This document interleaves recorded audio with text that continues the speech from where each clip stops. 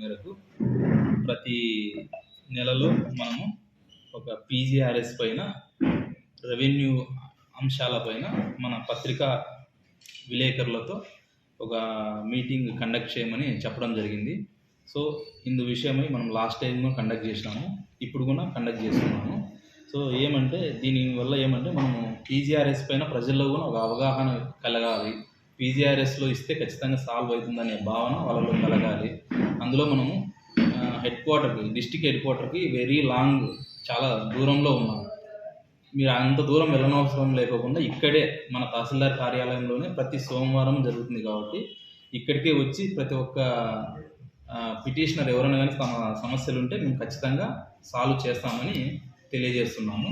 అందులో మనము గత 1 మంత్లో చూసుకుంటే కనుక మనకు 52 అర్జీలు వచ్చినాయి. మొత్తము గత 1 మంత్ పరిధిలో మనకు 52 అర్జీలు వచ్చినాయి. దీంట్లో వచ్చేసి మనకు తల్లికి వందనం గ్రీవెన్స్ వచ్చేసి 6 వచ్చినాయి. తల్లికి వందనం పడలేదని, అసైన్మెంట్ కావాలని 23 వచ్చినాయి. ల్యాండ్ ఇష్యూస్ 10 వచ్చినాయి. మిస్లేనియస్ అంటే జనరల్గా అదర్ దాన్ రెవెన్యూ ఒక 13 వచ్చినాయి. టోటల్ 52 గ్రీవెన్స్లు మనకు గత 1 మంత్లో రావడం జరిగింది. దీంట్లో 12 మాత్రమే రీడ్రెస్ చేసినాము, ఇంకా 40 పెండింగ్ ఉన్నాయి.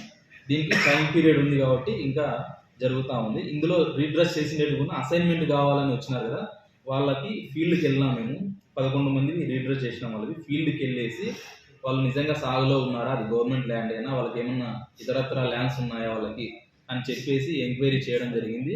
వాళ్ళందరూ చాలామంది 11 మంది మనకు ఎలిజిబుల్ అని తెలిసింది.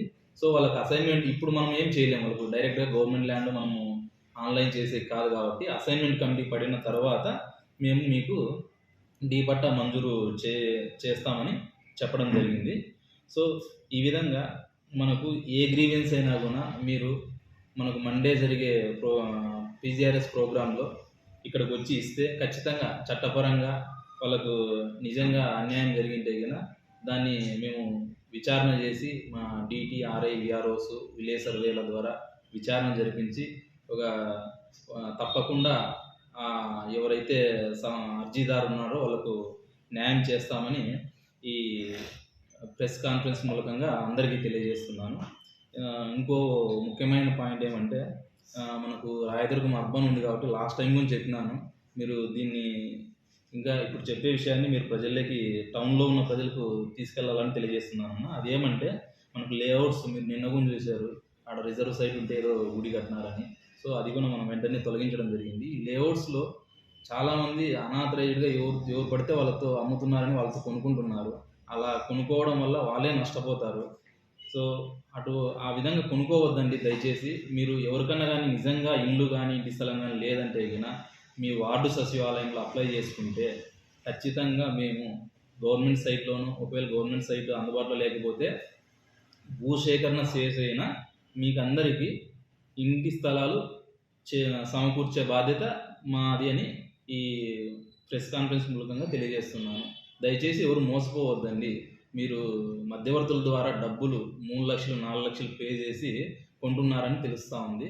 దయచేసి మరి ఒకసారి నేను మీ అందరికీ విన్నవించడం ఏమంటే ఎవరే కానీ అటువంటి చర్యలు చేయొద్దండి, అటువంటి పనులు చేయొద్దండి. మీకు ఇంటి స్థలం లేకపోతే అప్లై చేసి దరఖాస్తు చేసుకుంటే ఖచ్చితంగా మేము ఎంక్వైరీ చేసి మీరు నిజంగా ఇల్లు లేని వారైతే కనుక ఖచ్చితంగా మీకు ఇంటి స్థలం ప్రొవైడ్ చేసి ఇల్లు కూడా శాంక్షన్ చేయడం జరుగుతుందని తెలియజేస్తున్నాను.